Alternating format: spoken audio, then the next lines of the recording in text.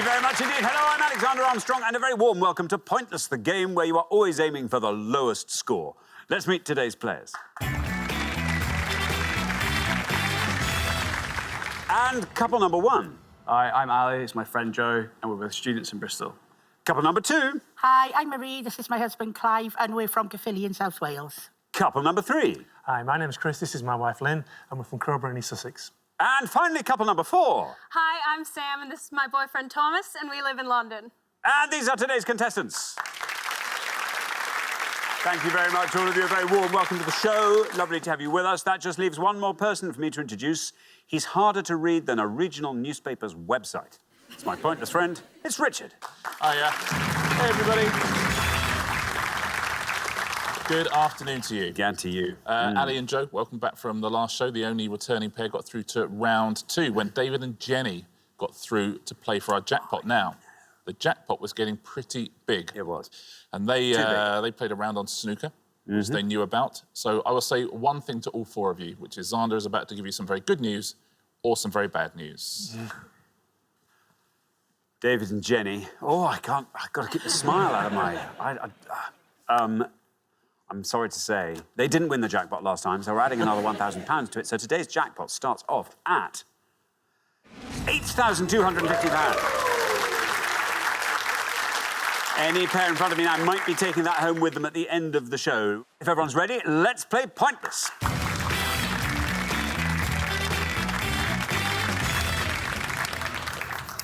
Just remember, it's always going to be the pair with the highest score at the end of each round that gets eliminated. Very best of luck to all four pairs. Our first category this afternoon is literature. Can you all decide in your pairs who's going to go first, who's going to go second? And whoever's going first, please step up to the podium.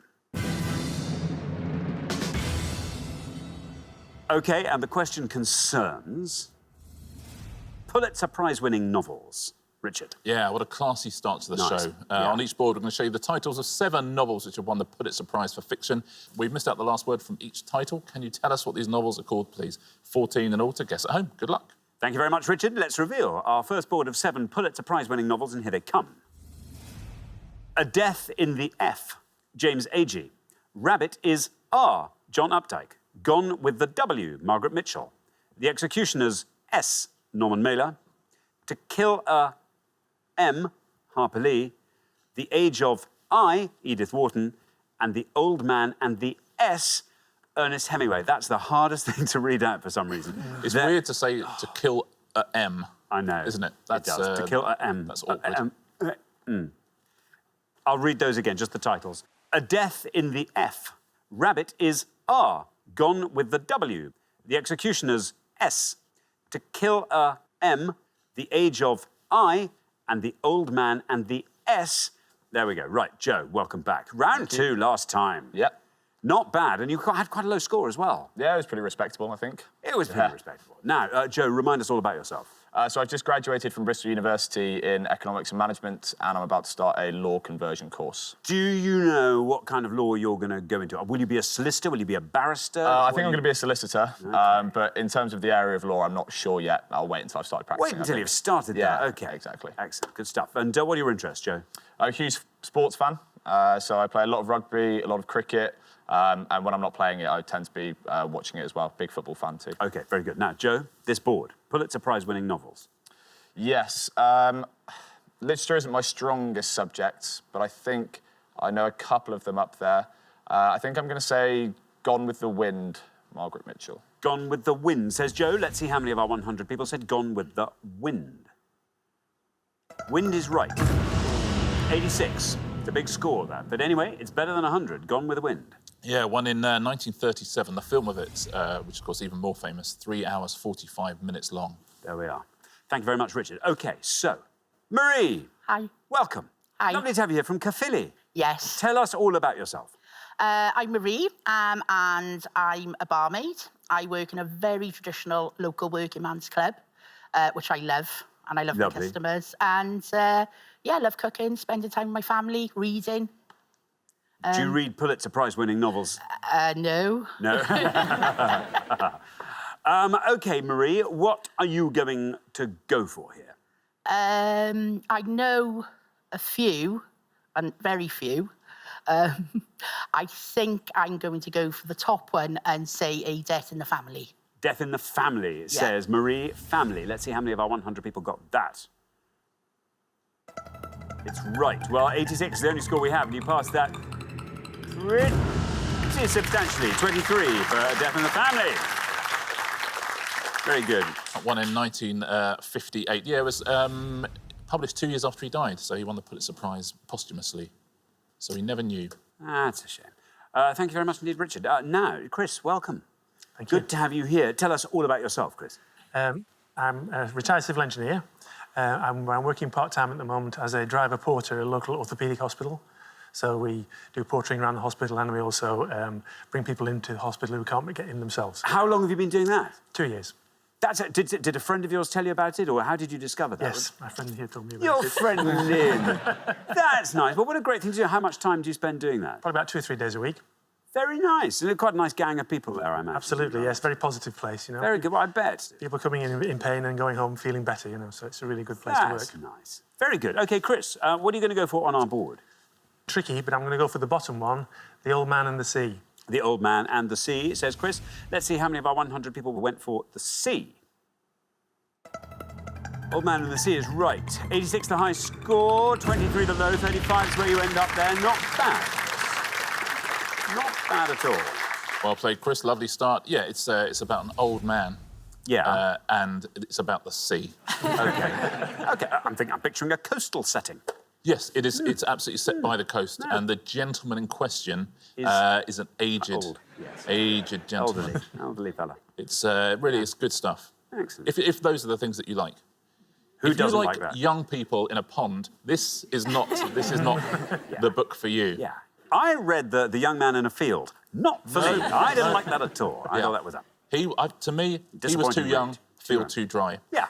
Disappointing read. That's my review. 2 stars. Thank you, Rich. Now then, Thomas, welcome to Pointless. Tell us all about yourself, Thomas. So, originally from Derry, but I came over for university in London, and I'm now working in London in the civil service. In the civil service, and I know of old not to pry when people work for the civil service. Doesn't mean I'm not going to try. What did you do, Thomas? What did you do in the civil? I couldn't possibly comment. It just makes me want to know even more about the things he does. Thomas, when you're not doing your civil service things, what do you do? What do you get up to? I enjoy sport. Big Arsenal fan. Actually live in the old Arsenal Stadium at Highbury. Very nice. Which was a very easy sell for the estate agent. Yeah. Also reading and watching TV when I can. Well, here's fun, Thomas. You've got a board here that you can fill in for us. Look, 4 blanks there. We're looking for the missing words from these novel titles. So there's 2. There's one which is a bit of a risk. I think it might possibly be The Age of Innocence, but to play it safe and hopefully Sam can rescue it, I'll go with To Kill a Mockingbird by Harper Lee. OK, well, you've set yourself open there. The Age of Innocence you picked up, looked at, toyed with, put down, and picked up To Kill a Mockingbird. OK, let's put that to the test. Mockingbird. How many of our 100 people said that? To kill a M. That goes down to 75. Not bad. I mean, it's a big old score. I mean, sometimes you've got to be brave. You know it's The Age of Innocence. In your brain, if you were sitting at home, you'd know it's The Age of Innocence. Of course it is. Would have scored you 21 points as well. I think you'd probably been pretty safe if you'd gone for it. Now, these other 2, The Executioner's Song, yeah, would have scored you 10 points. Now, John Updike wrote all sorts of books with this character, Rabbit. Rich. Rabbit is rich. Rabbit is rich. Yep. And that's the best answer on the board. 4 points, if you said that.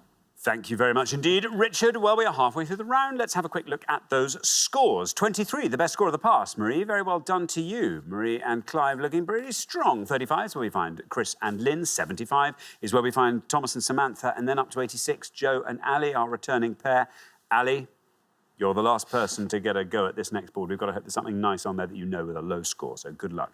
We're going to come back down the line. Will the second players please step up to the podium? OK, we're going to put 7 more Pulitzer Prize-winning novels up on the board with a missing word. And here they are. The Cane M, Herman Wouk. All the King's M, Robert Penn Warren. American P, Philip Roth. The colour P, Alice Walker. The magnificent A, Booth Tarkington. The grapes of W, John Steinbeck. And the shipping N, E, Annie Proulx. I'm going to read those all again. The cane M, All the Kings M, American P, the colour P, the magnificent A, the grapes of W, and the shipping N. There we are. Now, Samantha, welcome to the show. Hi. Lovely to have you here. Tell us all about yourself, Samantha. Yeah, I'm originally from Canada, but now I live in London. I'm a recent university graduate, now work in marketing. Very good indeed. Are you a wide reader, Samantha? I do read a lot. I did a history degree, so most of my reading is non-fiction, but I think I can give this a go. OK, good. What are you thinking you're going to go for? Whew. I think I'm going to go for The Grapes of Wrath, John Steinbeck. OK, The Grapes of Wrath for John Steinbeck. Let's see how many of our 100 people said that. You're not the highest scorers at the moment, but there is your red line, if it's helpful, just to see what context you're in. Wrath.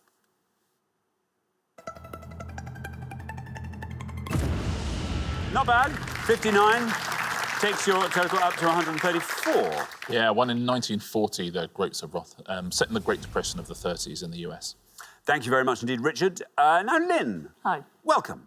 Tell us all about yourself, Lynn. So I'm married to Chris, 36 years. Work in the same hospital as Chris, doing something different. I'm patient advisor.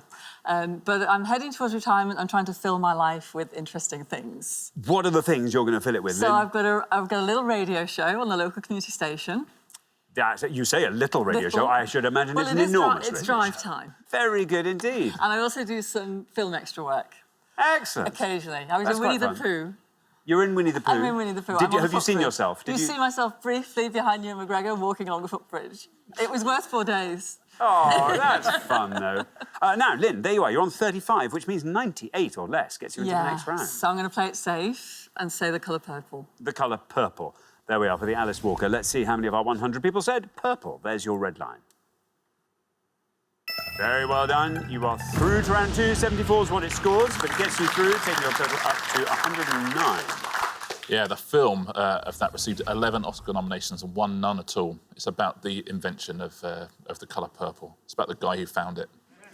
He was Why is called. purple He was called called purple? He was called. Well, because he was called Friedrich Perp. Oh, that's named right. after him. Yeah, Friedrich Perp. But why is it called purple? What a weird name for a colour. Mind you, all the colours got weird names. Yellow is a Yellow's weird very name. strange. Orange is a weird name. Yeah. What's going on? Hang on. Hold You're on a right. minute. Magenta? Come off it. Turquoise? I don't think so. Maybe this is what Thomas does for That's a job. That's That's why he can't tell us. He's a colour namer. Anyway, thanks for that, Thomas. OK, Clive. Now, this is good. This is good. Marie did so well in the first pass. It doesn't matter what you score here. You're through to the next round. But before you take a run up at that, Clive, tell us all about yourself. I'm Clive. I'm also from Caerphilly. I'm 41. I'm into sports. Football, Welsh rugby. Excellent. OK, how are you feeling about our reading here? I knew two. One's gone. So, as I'm already through, I'll say All the King's Men. All the King's Men, says Clive. No red line for you. You're already through, as you say. Let's see how many of our 100 people went for men. All the King's Men. It's absolutely right. Down it goes to 76. Takes your total up to 99. You're through anyway. Yeah, another novel set in 1930s America, political novel, one in 1947. Thank you very much indeed, Richard. Now then, Ali, welcome back. Remind us all about yourself. I've just graduated from the University of Bristol doing history.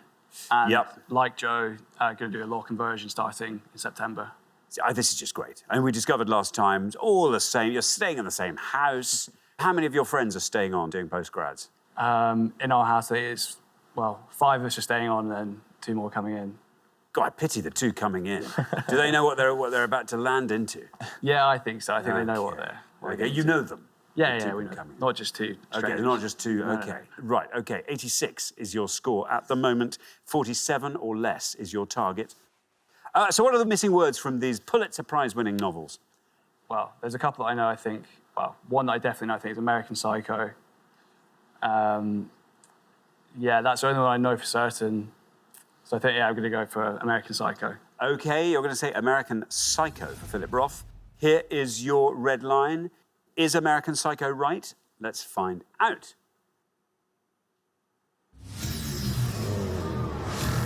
I wondered if anyone was going to fall for that. I'm afraid not American Psycho. That scores 100 points, takes your total up to 186. Yeah, it's not, I'm afraid. It's a wonderful novel, American Psycho, but it's Bret Easton Ellis, I'm afraid. This is, in my opinion, even better novel. American Pastoral. American Pastoral by Philip Roth, I'm afraid. Would have scored you 6 points as well. Would have been a terrific answer. Now that top one is The Cane Mutiny. Would have scored you 30. Yeah. The Magnificent... Again, made into Ambersons, yeah, again, a famous film. That would have scored you 7, and The Shipping News. The Shipping News, yeah. And that would have scored 14, so the best answer on the board there is American Pastoral. Well done if you said that. Thank you very much indeed, Richard. So at the end of our first round, the pair who are heading home with their high score of 186, I'm afraid it's Ali and Joe. I'm so sorry, far too soon to be sending you back to Bristol. But anyway, thank you very much for playing. Ali and Joe. Thank you very much. But for the remaining 3 pairs, it's now time for round 2.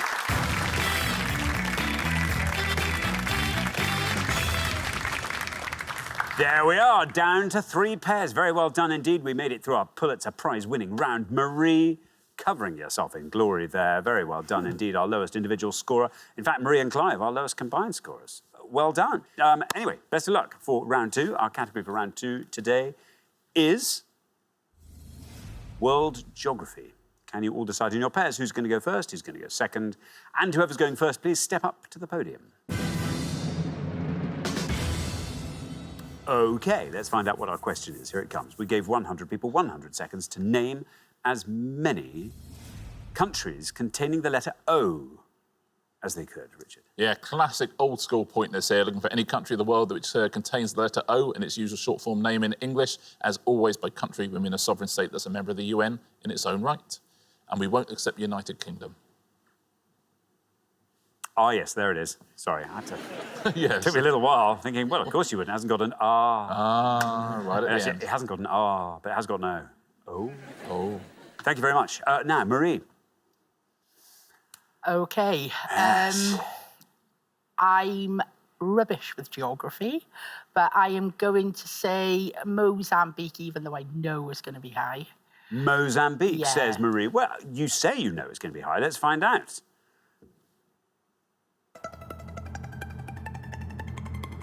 Looking pretty good to me, Marie. Still looking good. Oh! 1.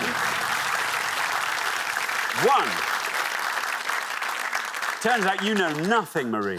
Obviously, lots of good answers. I'm really surprised, yeah. There we are, 1 for Mozambique. I mean, that's an object lesson to presenting your answers differently, isn't it? Yeah. You should go, I've got about 50 of these. I'm going to go for Mozambique. And you'd have looked amazing. Yeah, it's got an O in it. It's got a Q and a Z in it.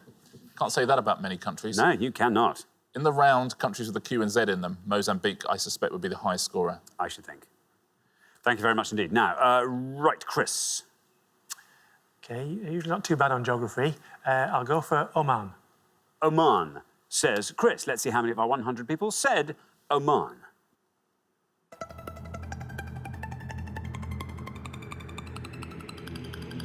Down that goes to 19. 19 for Oman. Yeah, bigger scorer there because the O is very quite prominent, present, isn't it? Yeah. There, it's not mucking about at all. No. Also, I think being a civil engineer, I should think. Something tells me I reckon Chris has worked in. Oh, he'll have been out there. Yeah. Oh, for sure. There's not a civil engineer engineers. They love it. They love a geography round. Yeah. They love it. Don't they just? They've been all sorts of places, building all sorts of things. Yeah. And the infrastructure. Plenty of that. Civil engineer. Oh man. Yeah, I would think so. Got it. Thank you very much. Now, Thomas. Hello. We look at any country with an O in its name. So, having learned from the last round, I think I might take a bit of a risk. OK. And go with Solomon Islands. Solomon Islands. Solomon Islands. Says, I like that, by the way. Let's see if it's right. Let's see how many of our 100 people went for the Solomon Islands. Very good, Thomas. 19's the high score, 1 is the low. You pass the high score, you land on the low. There we are, Solomon Islands.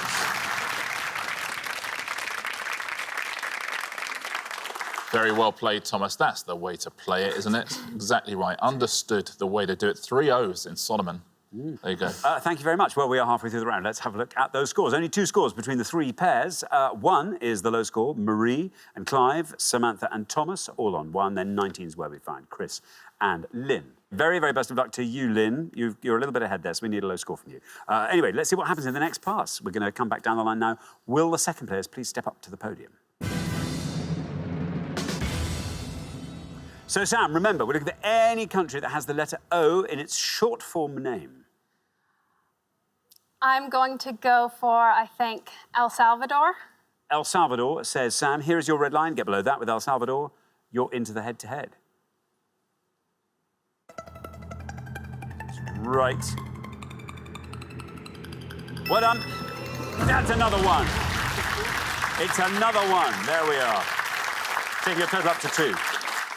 Yeah, it means the saviour in Spanish, El Salvador. Lots of ones going. I promise there are pointless answers out there. I reckon there was, in our 100, there was probably a civil engineer there who just said, yeah, I know all of these. Yeah, exactly. I know all of these. Someone who's irrigated a dam in El Salvador. Exactly, yeah. Put a load-bearing structure up somewhere. Yeah, exactly. Probably cash in hand. Yeah, I should think. Thank you very much indeed.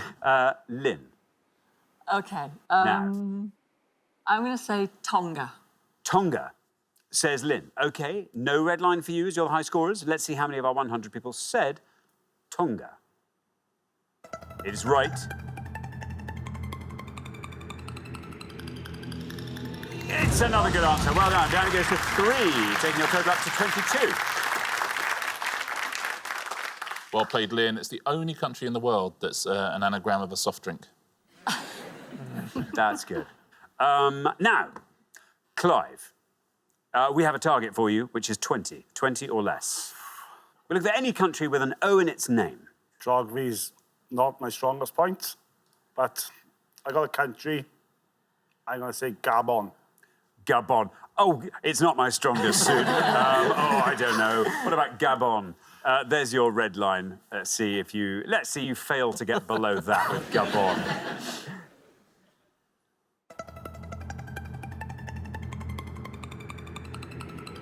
There you go. Very well done indeed. Down to 3. Superb. Taking your total up to 4. They are very well suited, Marie and Clive. Both pulled exactly the same stroke there. It's very well played, everyone, in that round. That's terrific stuff. Now, before we do the pointless answers, I'll give you some more of the low scorers. You would have got 2 for Andorra, Angola, Democratic Republic of the Congo, Lebanon, Singapore, Togo, Trinidad and Tobago. You'd have got 1 for Burkina Faso, Djibouti, Dominica, Lesotho, Moldova, Montenegro, and South Sudan. And now here are the pointless answers. Timor-Leste. Oh, Timor-Leste? Sure. Well, let's find out, shall we? Cabo Verde, it's what we call the Cape Verde Islands now. The Comoros, another island group. Côte d'Ivoire, pointless answer. Micronesia, North Macedonia, San Marino. No Timor-Leste yet. There it is. Timor-Leste. There we go. Sao Tome and Principe and Sierra Leone. Very well done if you got any of those. Thank you very much indeed, Richard. Well, we are at the end of our second round. We have to say goodbye to one of our pairs. I'm afraid, Lynn and Chris, this is where we say goodbye to you. But you played incredibly well up to this point. It all bodes very well for your return next time. We'll look forward to that. But meantime, thank you so much, Chris and Lynn. But for the remaining 2 pairs, it is now time for the head-to-head.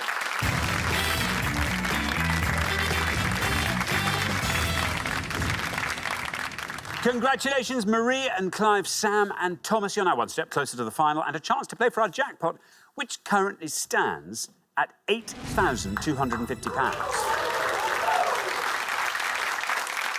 Oh, it's the head-to-head, though. That means from here on in, you chat before you give your answers. First pair to win 2 questions will be playing for that jackpot. Well, listen, it's 2 new pairs, isn't it? And it's a huge jackpot as well, so it could be a proper smash-and-grab raid for somebody. The thing to watch out for, guys, on that second podium, is if at any point Marie and Clive say, oh, this is not really our subject, you're in trouble. You're in trouble when they say that. Yeah, I mean, I don't know what else I can say, but that's a nice jackpot as well.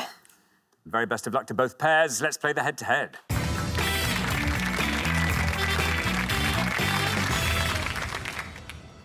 OK, here is your first question. And it concerns famous Carls and Carls. I'm going to show you 5 pictures now of famous Carls or Carls. Can you name the Carl or Carl you're about to see, please? Right, yes. So 5 famous Carls or Carls. on the board coming up, and here they are. We've got Carl A,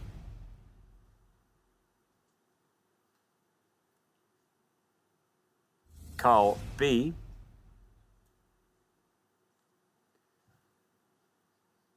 Carl C, Carl D,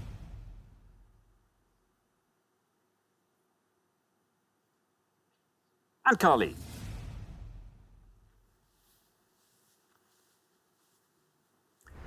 There we are.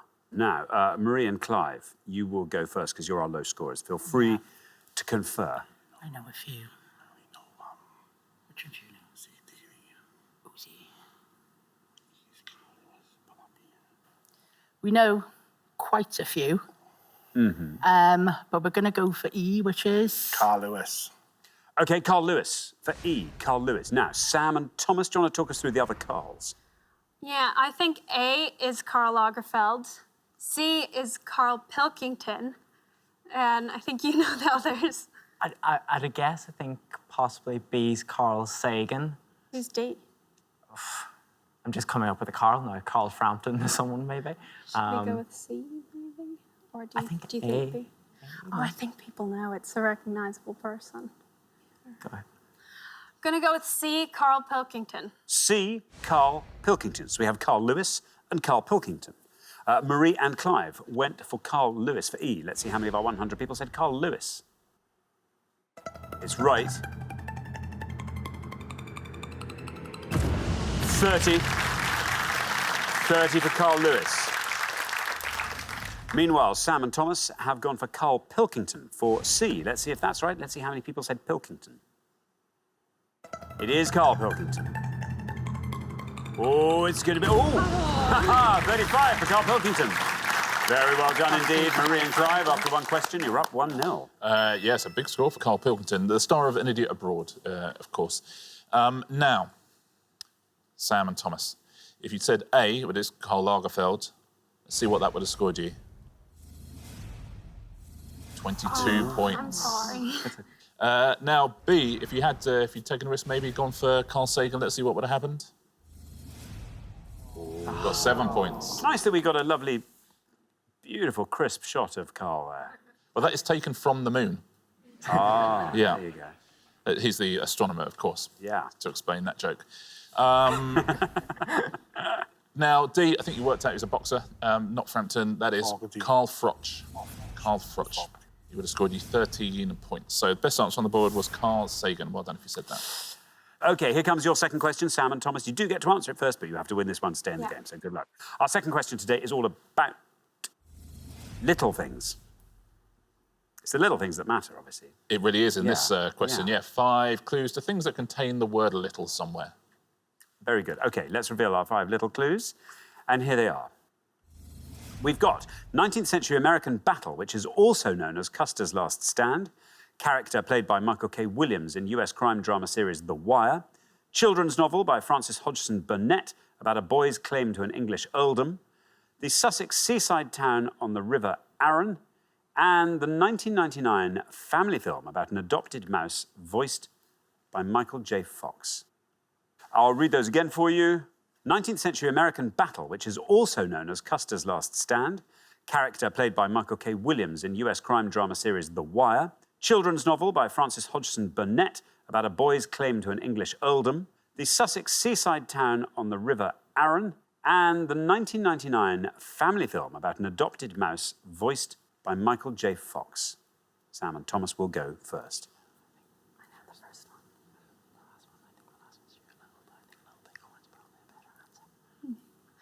We're going to go with the first one on the board. You said it. The Battle of Little Bighorn. The Battle of Little Bighorn, say Sam and Thomas. Now then, Marie and Clive, do you fancy talking us through the rest of that board? Take a gamble. We know the bottom one, Stuart Little. We think we know the book one.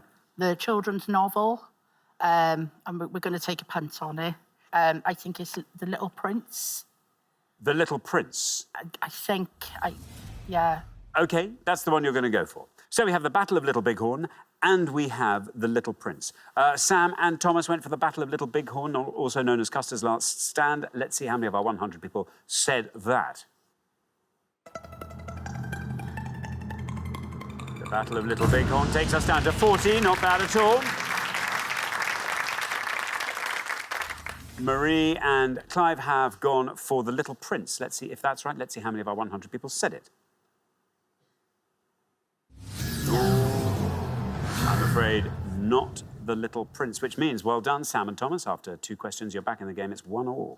Yeah, perfectly good guess. There's a famous book, The Little Princess, Antoine de Saint-Exupéry, though. And this one, it's a name you know as well. Little Lord Fauntleroy. Little Lord Fauntleroy, no. yeah. And that would have scored you 17 points as well, would have seen you through. Now, the character played by Michael K. Williams, well, he's Omar, but Omar's surname is Little, so it's Omar Little. And that would have scored you 8. The Sussex seaside town. Littlehampton. Littlehampton, yeah. Would have scored you 27, and the family film, you're quite right, was Stuart Little, but would have scored you far too many points, because it would have scored 69 points there. Thank you very much indeed, Richard. This is very exciting and I think appropriate. With a jackpot that size, I think we've got to play this till the last minute.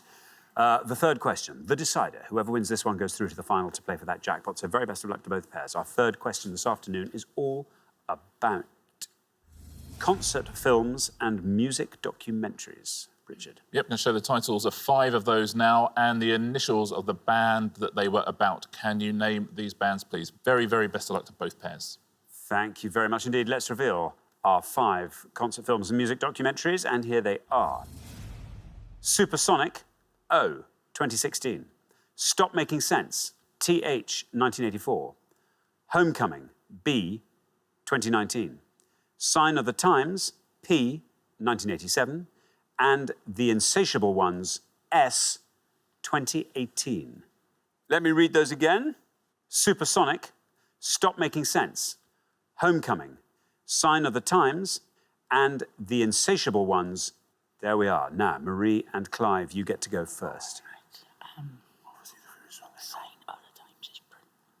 Right, knowledge isn't great here. Uh-oh. No, really not great. We know 2. So the one I'm going to go for is a bit of a guess, but I think it's a bit obvious, is Sign of the Times, and that would be Prince. OK, Prince, say Marie and Clive. Now, Sam and Thomas, talk us through the rest of that board if you can. Again, not a great topic for us. I think the top one, Supersonic, is Oasis, but the one we're going to go for is Homecoming, which is Beyonce. OK, Beyonce, Homecoming. So we have Prince and we have Beyonce. Marie and Clive went for Prince for Sign of the Times. Let's see if that's right. Let's see how many people said it. It's right. That goes down to 32.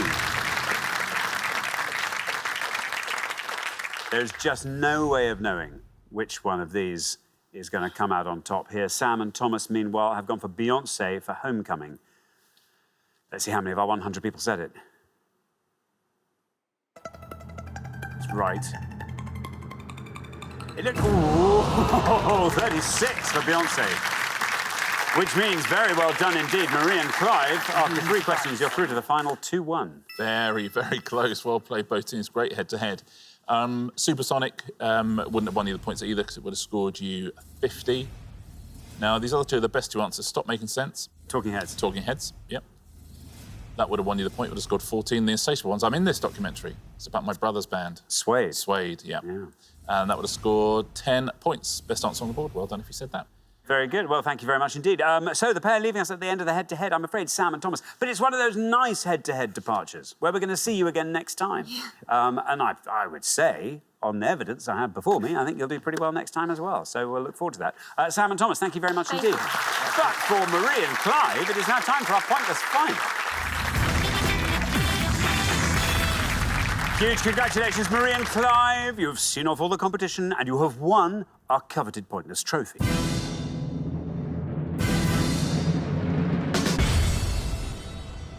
Yes, very pleased with that. Well, I know. Yeah. That's what I come for. Oh, exactly. But this is a nice little bonus. You now have a chance to play for our pointless jackpot. And at the end of today's show, the jackpot is standing at £8,250. Let's not forget.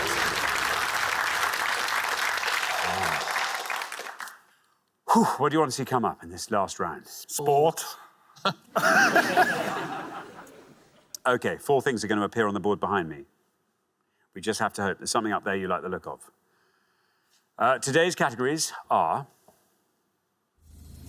Motown acts, Shakespeare's tragedies, classic 1990s UK TV drama, Grand Slam tennis in 2019. Do you want to talk us through that board? What are you thinking? First 2, no. Dramas? No? Yeah.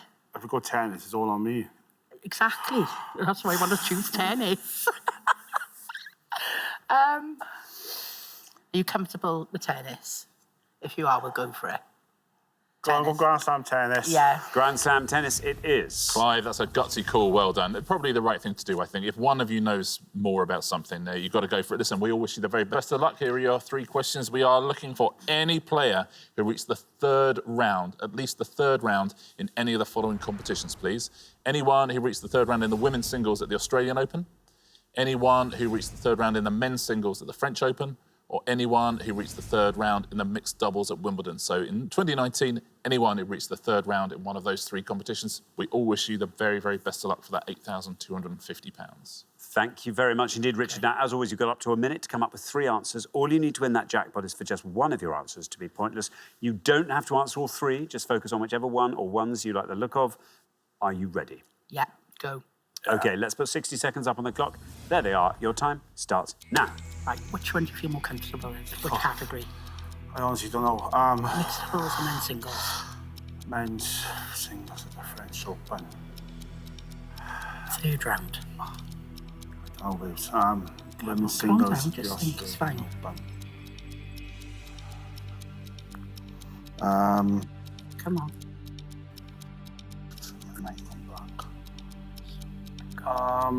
Do you know any players? No. Yeah, well, yeah, obviously. I know but I know the big ones. names like Yeah, Federer and, you know, obvious names. Right.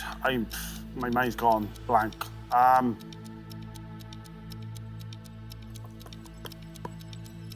Sorry. 10 seconds left. Uh-huh. You've got to say the names. I know, I'm trying to think in my head. Sorry, right. I don't even know what you're going to say. No, me. OK, Right. that is your time up. I don't even know what I'm going to say. Right. OK, Clive, what are you going to give us? I go 1 in the women's singles at the Australian Open. Oh, Caroline Wozniacki. Caroline Wozniacki. The men's singles at the French Open. I go Stan Wawrinka. Stan Wawrinka. And Just say any. mixed doubles at Wimbledon, Jamie Murray. OK, Jamie Murray. OK, of those 3 good answers there. Which is your best shot at a pointless answer, do you think? Caroline Wozniacki. OK, and least likely to be pointless? Jamie Murray. Jamie Murray. OK, Wawrinka goes in the middle. OK, very Well good. done. OK, well, let's put those answers up on the board. And here they are. We have got Jamie Murray, Stan Wawrinka, and Caroline Wozniacki. There we are. 3 good answers on the board. Wouldn't it be lovely if one of these answers turned out to be pointless and won you that jackpot, £8,250? What would you like to do with it, Marie, if you were to win? Oh, there's so much. Our eldest son's going to America next year, so Right. that would be a huge help on sending him on his way with a bit of extra spending money, maybe, if he's a good boy. And our youngest would obviously deserve a big treat if his big brother's getting one. And just a lovely family holiday would be amazing. That would be nice. Yeah. Clive, anything else you want to add to that? Similar. I'd probably go and watch Liverpool play. Never mind the family holiday. OK. Well, very, very best of luck. Your first answer was Jamie Murray. In this case, we were looking for anyone in the mixed doubles at Wimbledon from round 3 onwards. If Jamie Murray is pointless, you will leave here with £8,250. How many people said Jamie Murray?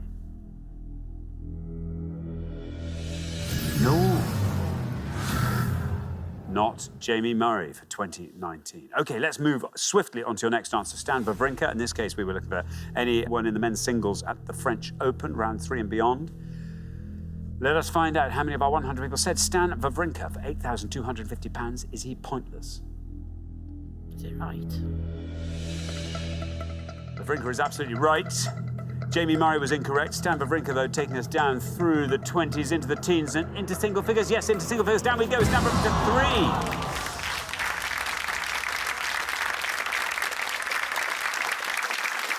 That's an excellent score. Oh, wow. A fabulous score there. Annoyingly, we only accept pointless answers in this last round, so we have to turn to your third and final answer, Caroline Wozniacki. If Caroline Wozniacki is a pointless answer in the context of women's singles round 3 and beyond in the Australian Open, you leave here with £8,250. How many of our 100 people named Caroline Wozniacki?